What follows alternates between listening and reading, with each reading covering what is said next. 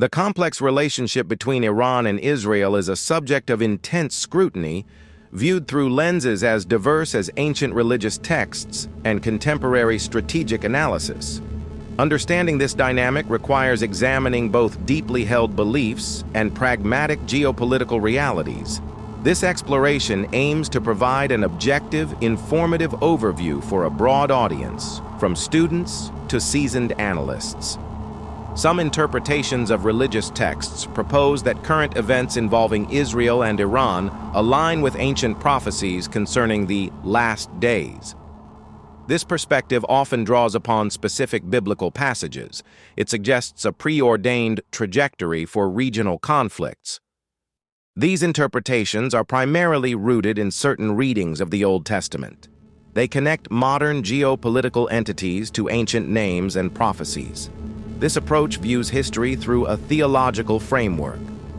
A significant element within this perspective is the belief that the conflict signals the approach of the end times. This eschatological view is prominent in some Christian and Jewish interpretations. It frames the current tension as part of a larger divine plan. Specific passages are cited to support this view. These often describe future conflicts involving Israel and a coalition of nations. The identification of these nations with modern states is a key interpretive step. The concept of a final climactic battle is central. This battle is often depicted as preceding a period of divine judgment or the establishment of a new world order. The Iran-Israel conflict is seen by some as a precursor or component of this event. Different theological traditions offer varied interpretations. Not all religious scholars agree on the identification of modern nations with ancient prophecies. This highlights the interpretive nature of this perspective. The focus is often on signs and portents. Events like regional wars or political shifts are analyzed for their potential prophetic significance. This creates a framework for understanding contemporary crises. This perspective can influence the views of individuals and groups. It may shape their understanding of the conflict's inevitability or its ultimate outcome. This can have real-world implications for political attitudes. It is important to note that these are interpretations. They represent a specific way of understanding scripture and history. They are not universally accepted within religious or academic communities. Scholarly analysis of these interpretations often focuses on historical context. Understanding the original meaning and audience of the biblical texts is crucial. This contrasts with applying them directly to modern geopolitics. The debate between literal and allegorical readings is also relevant. How one interprets prophetic language significantly impacts the conclusions drawn. This adds another layer of complexity to the analysis. For many adherents, this perspective offers meaning and context. It provides a framework for understanding seemingly chaotic global events. It connects the present to a perceived divine narrative. The chapters of Ezekiel 38 and 39 are frequently referenced in discussions of end times prophecy related to Israel. This passage describes a future invasion of Israel by a coalition of nations. The leader is identified as Gog of the land of Magog. The coalition includes names like Persia, Cush, Put, Gomer, and Beth Togarmah. Interpreters connect Persia to modern-day Iran. This connection is central to linking the prophecy to the current conflict. Other nations are also identified with modern states, though interpretations vary. Cush is often linked to Ethiopia or Sudan, Put to Libya, and Gomer and Beth Togarmah to parts of modern Turkey or Eastern Europe. The specific composition of the coalition is debated. The prophecy describes the invaders coming from the far north. This geographical detail is used to support the identification of certain nations. Russia is sometimes identified with Magog or Rosh, though this is also debated. The stated purpose of the invasion is to plunder and seize spoil. The prophecy describes Israel as dwelling securely and prosperously. This setting is seen by some as aligning with the modern state of Israel. The outcome of the invasion, according to Ezekiel, is divine intervention. God is depicted as intervening dramatically to destroy the invading forces. This results in the recognition of God's power among the nations. Religious scholars analyze the historical context of Ezekiel's prophecy. It was written during a time of exile and national vulnerability for Israel. The prophecy offered hope for future restoration and vindication. Applying this ancient text directly to modern geopolitics involves significant interpretive steps. It assumes a direct, literal fulfillment in the distant future. This approach is not universally accepted in biblical scholarship. Alternative interpretations view the prophecy as symbolic or allegorical. They may see it as representing a timeless struggle between good and evil, or they may interpret it as fulfilled in past historical events. The scholarly debate centers on hermeneutics, the principles of interpretation. How should ancient prophetic literature be understood in a modern context? This is a fundamental question. Despite scholarly debate, this passage holds significant weight for many. It provides a specific scriptural basis for viewing the Iran-Israel conflict through a prophetic lens. It fuels expectations of future events. Understanding this interpretive framework is crucial for analyzing the motivations and rhetoric of groups who adhere to it. It shapes their perception of the conflict's significance. It is a powerful narrative for some. The establishment of the modern state of Israel in 1948 is viewed by many as a fulfillment of biblical prophecy. This perspective centers on prophecies concerning the return of the Jewish people to their ancient homeland after a long dispersion. This event is seen as a prerequisite for other end-times events. Numerous biblical passages speak of a future return from exile. Prophets like Isaiah, Jeremiah, and Ezekiel describe a time when God will gather the scattered Israelites. This return is often linked to a period of national restoration. For those holding this view, the events of the 20th century, including the Holocaust and the establishment of the state, are seen as miraculous fulfillments. They interpret these events as divine orchestration. This strengthens their belief in the accuracy of prophecy. This perspective is foundational for many Christian Zionists and some religious Jews. It provides a theological justification for the existence and security of the State of Israel. It frames political events in a religious context. The return is often seen as preceding a time of tribulation or conflict. The conflict with surrounding nations, including Iran, is sometimes viewed as part of this prophesied period. This connects the regathering to the current tensions. Scholarly historical analysis examines the complex political and social factors that led to the establishment of Israel. These include Zionism, international diplomacy, and post-Geopolitical geopolitical shifts. This contrasts with a purely theological explanation. However, for believers, the historical circumstances are seen as the means through which prophecy is fulfilled. They view the political process as guided by divine providence. This integrates faith and history. The concept of the regathering is not without its own interpretive nuances. Different traditions may have varying views on its timing or nature. Some may emphasize spiritual return over physical return. Nevertheless, the physical return and establishment of the state are powerful symbols for many. They serve as tangible evidence supporting a prophetic worldview. This makes the 1948 event highly significant in this framework.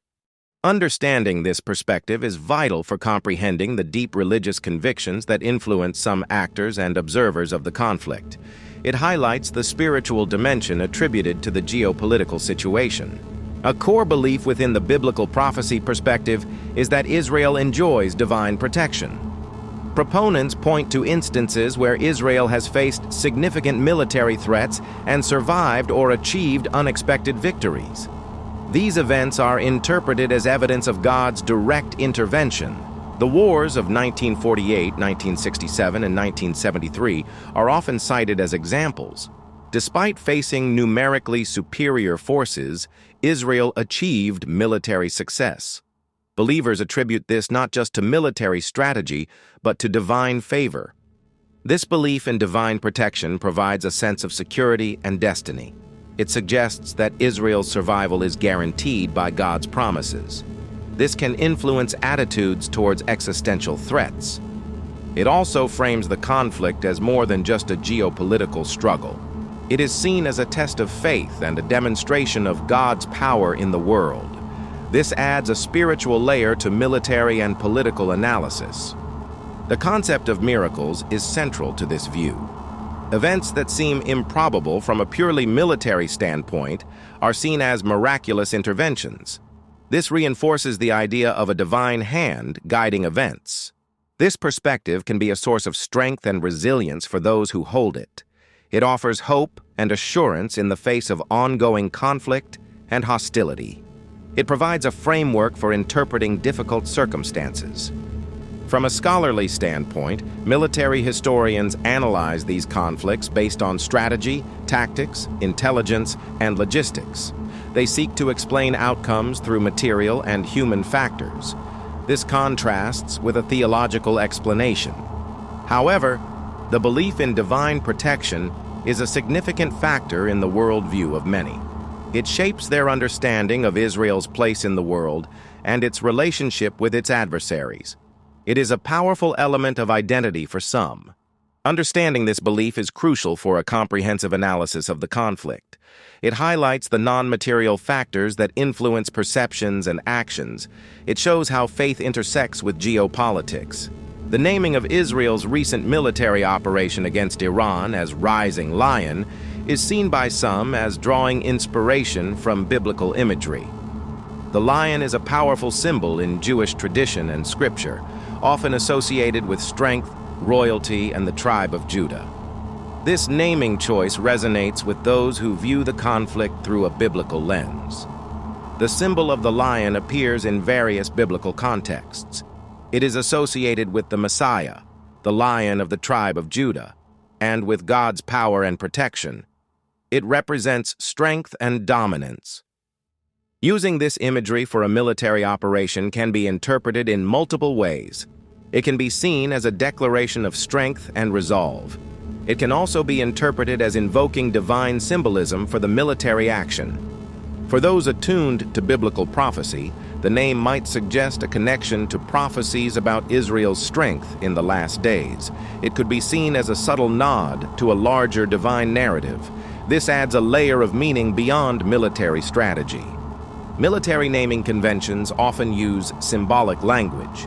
Names are chosen to convey power, purpose, or historical connection. Rising Lion fits this pattern, regardless of specific biblical intent. However, the specific resonance of the lion symbol within Jewish and Christian biblical traditions makes this name particularly significant for those with a prophetic worldview. It reinforces the idea of Israel as a divinely empowered entity. Analyzing the choice of name involves considering both strategic communication and cultural religious symbolism. Was it primarily a psychological tactic, or did it also reflect internal beliefs or messaging? For religious scholars and history enthusiasts, the use of such symbolism is noteworthy.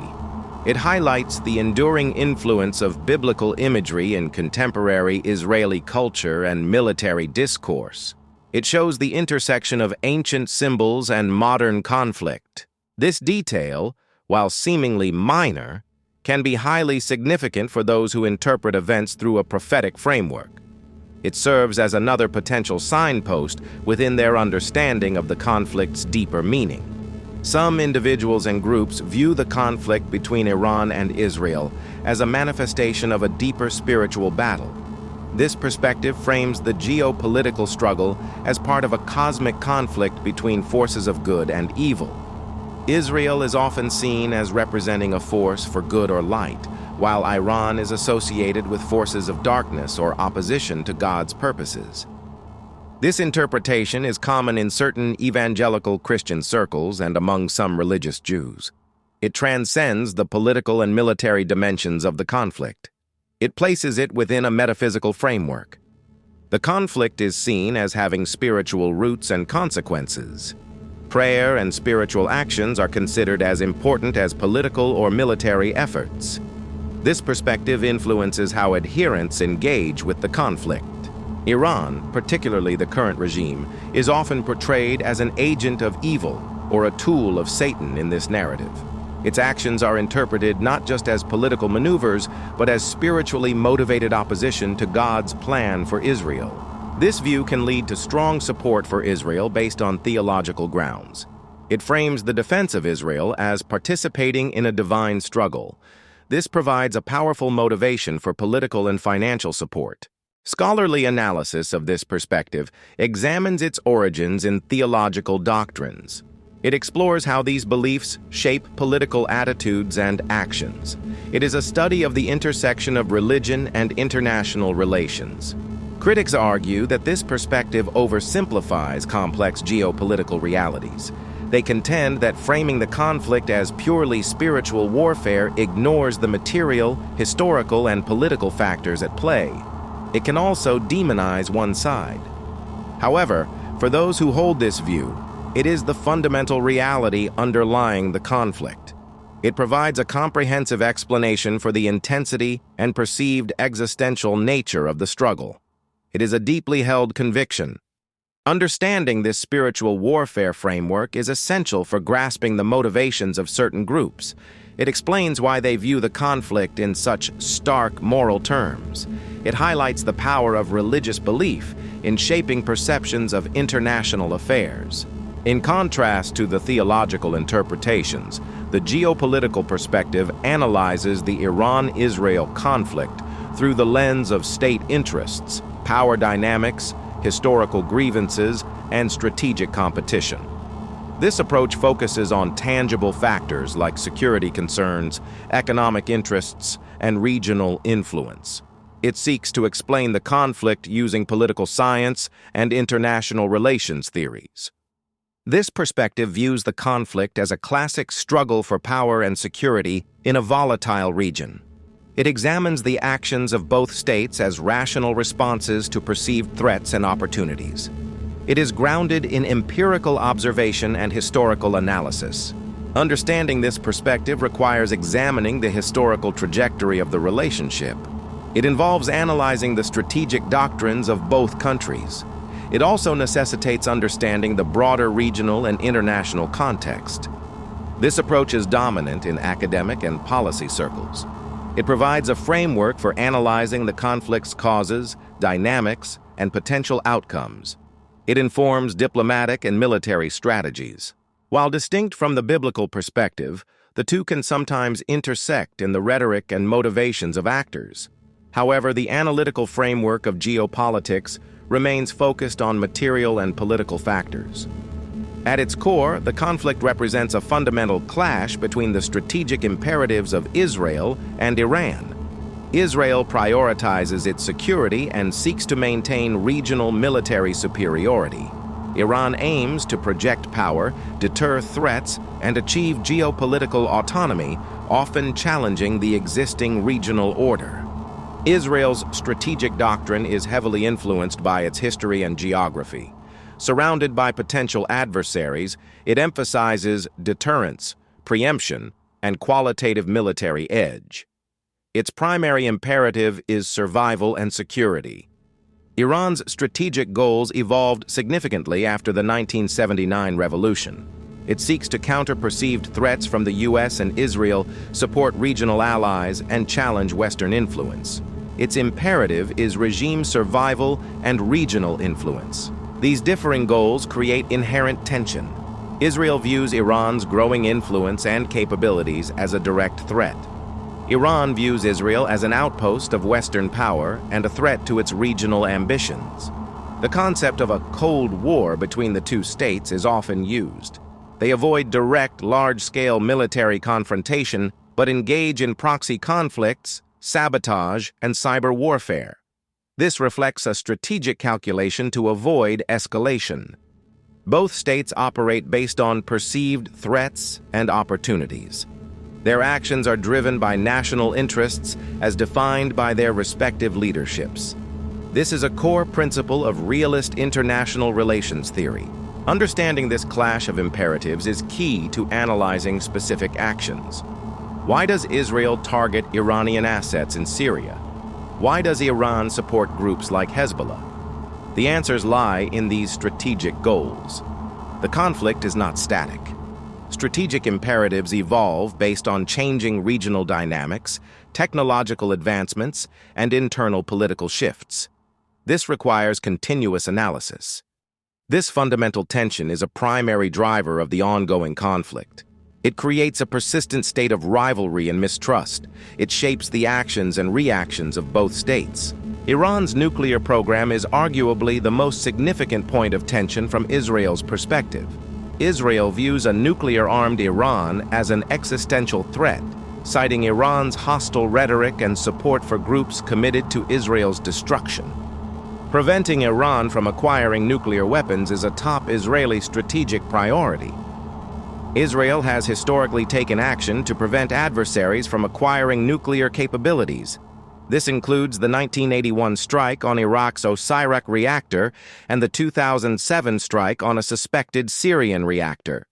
This demonstrates a doctrine of preemption regarding nuclear proliferation. Iran maintains its nuclear program is for peaceful purposes, such as energy and medical isotopes. However, its past activities and lack of full transparency with international inspectors have fueled suspicions. The international community remains divided on Iran's true intentions. The Joint Comprehensive Plan of Action, JCPOA, the 2015 nuclear deal, aimed to constrain Iran's program in exchange for sanctions relief. Israel strongly opposed the deal, viewing its restrictions as insufficient and temporary. The U.S. withdrawal from the deal in 2018 further complicated the situation. The potential for Iran to break out and quickly produce weapons-grade material is a constant concern. Estimates of this timeline are closely watched by intelligence agencies. This timeline influences strategic calculations. Diplomatic efforts to revive the JCPOA or negotiate a new agreement have faced significant challenges.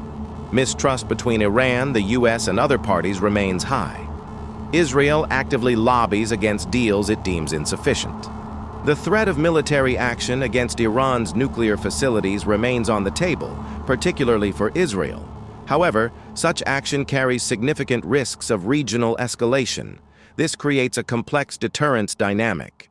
Iran's nuclear program is intertwined with its regional strategy.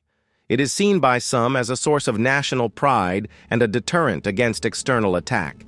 It is a key component of Iran's quest for strategic depth. Analyzing this issue requires understanding technical aspects of nuclear proliferation, international diplomacy, and strategic deterrence theory. It is a critical element of the geopolitical landscape. The nuclear issue is a constant source of anxiety and potential flashpoint. It drives covert actions, cyber attacks, and diplomatic maneuvering. It is central to the risk of escalation. Both Iran and Israel are regional powers vying for influence and dominance in the Middle East.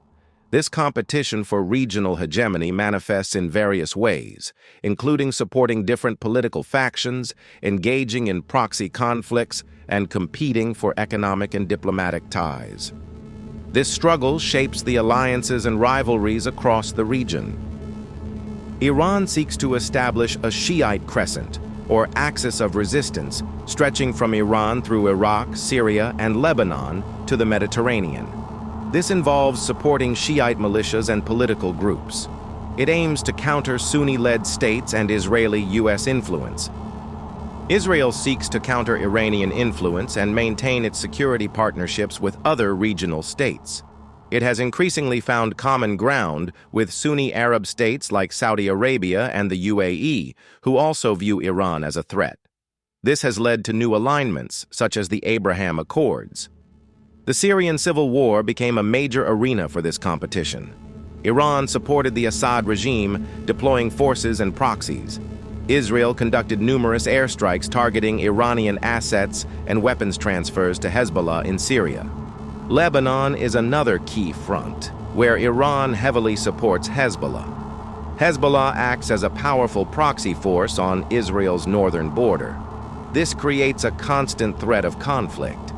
Yemen's civil war also involves this rivalry, with Iran supporting the Houthi rebels and Saudi Arabia, aligned with Israel on the Iran issue, supporting the government. This extends the competition to the Arabian Peninsula. The competition is not purely military. It includes economic competition, diplomatic maneuvering, and ideological influence. Both states seek to shape the regional narrative.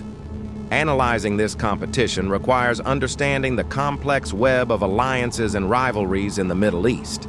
It involves examining the internal politics of regional states and the roles of external powers. This struggle for influence is a major source of instability. It fuels proxy wars and prevents regional cooperation. It is a defining feature of the contemporary Middle East. The outcome of this competition will significantly shape the future of the region. Will one power achieve dominance, or will a balance of power emerge? These are critical questions. Understanding this dynamic is essential for comprehending the broader context of the Iran-Israel conflict. It is not just a bilateral issue, but a key component of a wider regional struggle. The conflict between Iran and Israel has historically been characterized by proxy warfare. Instead of engaging in direct state-on-state conflict, both countries support non-state actors and allied governments to advance their interests and undermine their adversary. This strategy allows them to inflict costs while avoiding full-scale war. Iran's network of proxies includes groups like Hezbollah in Lebanon, various Shiite militias in Iraq and Syria, the Houthi rebels in Yemen, and Palestinian factions like Hamas and Palestinian Islamic Jihad. These groups receive funding, training, and weapons from Iran. These proxies serve multiple purposes for Iran. They extend Iran's reach, deter attacks on Iran itself, pressure adversaries like Israel and Saudi Arabia, and challenge the regional status quo. They are a cost-effective tool of power projection. Israel counters Iranian influence by targeting these proxies and their supply lines. It also supports certain groups or states that oppose Iran, though this is often less overt than Iran's proxy support. Israel's actions in Syria are largely aimed at degrading Iran's proxy infrastructure. Proxy warfare reduces the risk of direct confrontation between the main state actors. However, it increases instability in the regions where proxies operate. It also makes conflicts harder to resolve, as multiple non-state actors are involved. The dynamics of proxy warfare are complex. Proxies have their own interests and agendas, which may not always align perfectly with their patrons. This can lead to unpredictable outcomes. Analyzing proxy warfare requires understanding the relationships between states and non-state actors. It involves tracking illicit arms flows, financial networks, and ideological ties. It is a key area of study in contemporary conflict. The use of proxies allows both Iran and Israel to maintain a degree of deniability. This makes attribution difficult and complicates international responses. It is a deliberate strategy to operate below the threshold of conventional war. However, proxy conflicts can escalate. Actions by proxies can trigger responses from the main state actors, potentially leading to direct confrontation. This is a constant risk. Understanding the proxy networks is crucial for analyzing the conflict's operational level. It explains the nature of the fighting in places like Syria, Lebanon, and Gaza. It is a defining characteristic of the Iran-Israel rivalry. The Iran-Israel conflict is deeply embedded within a complex web of international interests and ideological divides. Major global powers like the United States, Russia, and China, as well as regional states, all have stakes in the outcome. This external involvement shapes the conflict's dynamics and limits the options available to both Iran and Israel. The United States has historically been Israel's strongest ally, providing significant military and diplomatic support. U.S. policy has aimed to contain Iran and prevent it from acquiring nuclear weapons. However, U.S. approaches have varied between administrations, creating uncertainty. Russia has cultivated ties with both Iran and Israel, seeking to balance its interests in the region. Russia supports the Assad regime in Syria, aligning it with Iran on that front. However, Russia also maintains security coordination with Israel regarding operations in Syria. China's role is primarily economic, but its growing presence in the Middle East is significant. China is a major energy importer from the region, including Iran.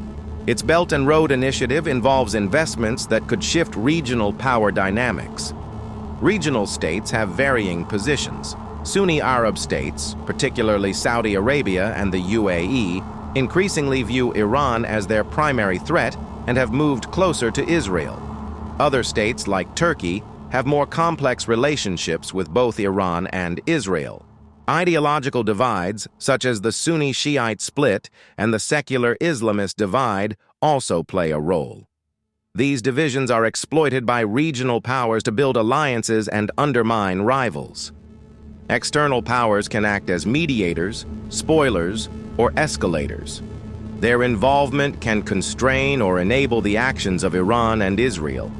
Their competing interests add layers of complexity. Analyzing this aspect requires understanding the foreign policies of multiple states. It involves examining alliance structures, diplomatic initiatives, and military deployments. It is a study of international relations in action. The involvement of external powers means the conflict is not purely bilateral. It is a microcosm of broader global and regional power struggles. This makes finding a resolution particularly challenging. Understanding the roles of external actors is essential for comprehending the conflict's strategic environment. It highlights the constraints and opportunities faced by Iran and Israel. It shows how regional conflicts are intertwined with global politics. Recent escalations in the conflict suggest a potential failure or weakening of traditional deterrence mechanisms between Iran and Israel. Deterrence relies on the threat of retaliation being sufficient to prevent an attack. When this balance shifts, the risk of conflict increases. For decades, mutual deterrence, often operating through proxies, largely prevented direct state-on-state conflict. Both sides understood the potential costs of escalation were too high. This created a fragile stability. However, changes in capabilities, perceived red lines, and internal pressures can erode deterrence. If one side believes it can achieve its objectives without unacceptable costs, or if it feels cornered, deterrence may fail. Iran's development of ballistic missiles and drones, and its progress on nuclear technology, may alter Israel's calculus. Israel's advanced military capabilities and willingness to act preemptively challenge Iran. Recent direct exchanges, such as Iran's missile and drone attack on Israel and Israel's retaliatory strike, indicate a willingness to cross previously observed thresholds. This suggests a potential shift in the deterrence dynamic. Analyzing deterrence failure involves examining strategic signaling, risk assessment, and decision-making processes in both capitals. It asks why previous constraints are no longer holding.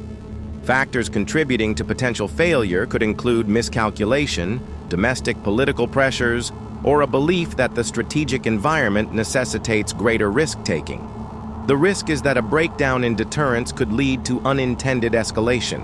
A limited exchange could spiral into a wider conflict with devastating consequences for the region. Understanding the state of deterrence is critical for assessing the likelihood of future conflict. Share, like, and subscribe for more insightful content.